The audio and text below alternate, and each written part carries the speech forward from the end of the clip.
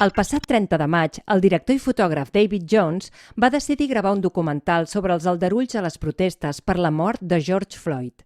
En el segon dia de rodatge, David estava recorrent els carrers amb la Kimberly Jones, que havia de conduir les entrevistes del documental. Però en un moment de descans del rodatge, la Kimberly va reflexionar en veu alta sobre el que estaven veient. En David va dir: "No podem esperar a acabar el documental. La gent ha de sentir la Kimberly ara." A Octubre hem subtitulat aquests impressionants 7 minuts de discurs. Esperem que sigui útil. So, I've been seeing a lot of things talking of the people making commentary. Interestingly enough, the ones I've noticed that have been making the commentary are wealthy black people making the commentary about we should not be rioting, we should not be looting, we should not be tearing up our own communities. And then there's been an argument of the other side of we should be hitting them in the pocket. We should be focusing on the blackout days where we don't spend money. But, you know, I feel like we should do both. And I feel like I support both. And I'll tell you why I support both. I support both because when you have a civil unrest like this, there are 3 types of people in the streets. There are the protesters, there are the rioters, and there are the looters. The protesters are there because they actually care about what is happening in the community. They want to raise their voices and they are there strictly to protest. You have the rioters who are angry, who are anarchists, who really just want to fuck shit up, and that's what they're going to do regardless. And then you have the looters. And the looters almost exclusively are just there to do that, to loot. Now, people are like, well, what did you gain? Well, what did you get from looting? I think that as long as we're focusing on the what, we're not focusing on the why, and that's my issue with that. As long as we're focusing on what they're doing, we're not focusing on why they're doing. And some people are like, well, those aren't people who are legitimately angry about what's happening. Those are people who just want to get stuff.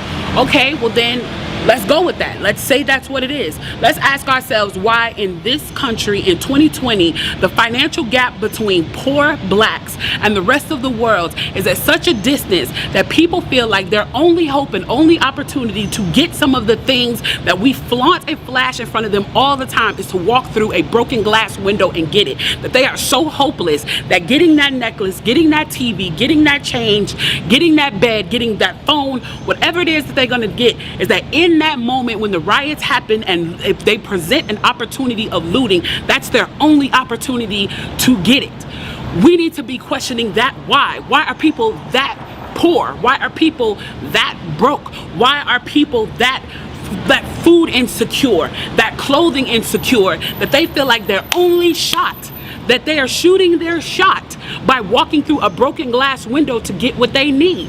And then people want to talk about, well, there's plenty of people who pulled themselves up by their bootstraps and got it on their own.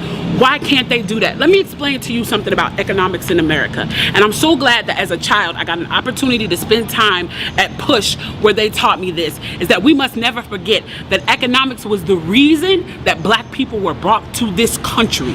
We came to do the agricultural work in the South and the textile work in the North.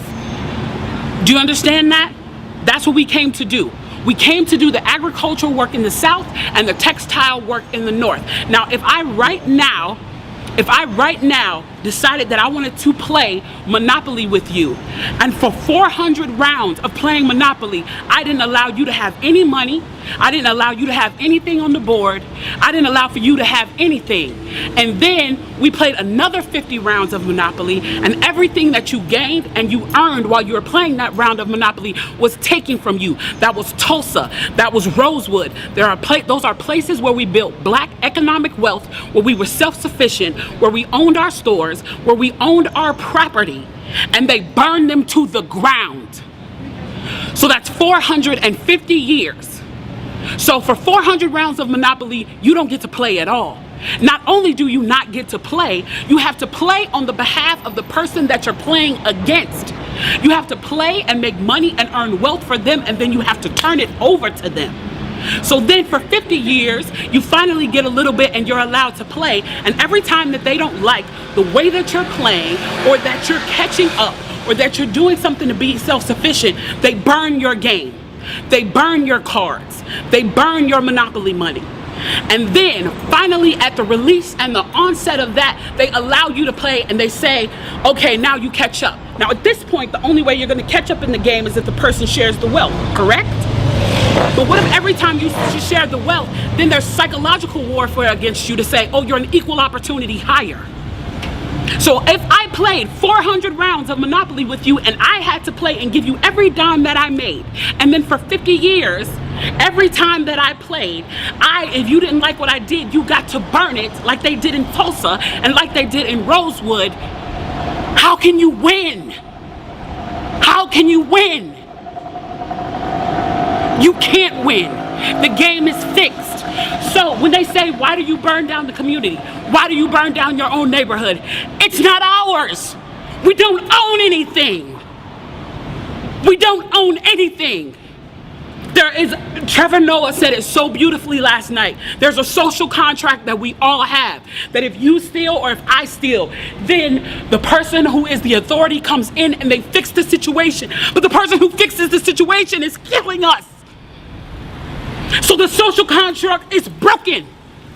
And if the social contract is broken, why the fuck do I give a shit about burning the fucking Football Hall of Fame, about burning a fucking Target? You broke the contract when you killed us in the streets and didn't give a fuck. You broke the contract when for 400 years we played your game and built your wealth. You broke the contract when we built our wealth again on our own by our bootstraps in Tulsa and you dropped bombs on us. When we built it in Rosewood and you came in and you slaughtered us. You broke the contract, so fuck your Target. Fuck your Hall of Fame. As far as I'm concerned, they could burn this bitch to the ground. And it still wouldn't be enough. And they are lucky that what black people are looking for is equality and not revenge. La Kimberly Jones es refereix a dos fets que durant dècades van ser ignorats per la història oficial dels Estats Units.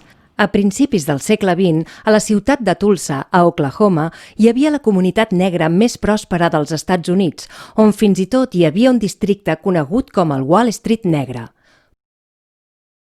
Però el 31 de maig de 1921, la comunitat negra va patir un atac racista a gran escala on van morir prop de 300 persones, 10.000 afroamericans van ser forçats a marxar de la ciutat i 35 illes de cases i més de 1.200 edificis van ser cremats per membres de la comunitat blanca. Pel que fa a Rosewood, també a principis del segle XX, va ser un petit i pròsper poble majoritàriament negre. L'hivern de 1923, un grup d'habitants de la ciutat veïna de Sumner, majoritàriament blanca, va atacar Rosewood, cremant les cases i caçant amb gossos els negres que s'havien refugiat als boscos. Després d'això, Rosewood va ser abandonada per sempre més.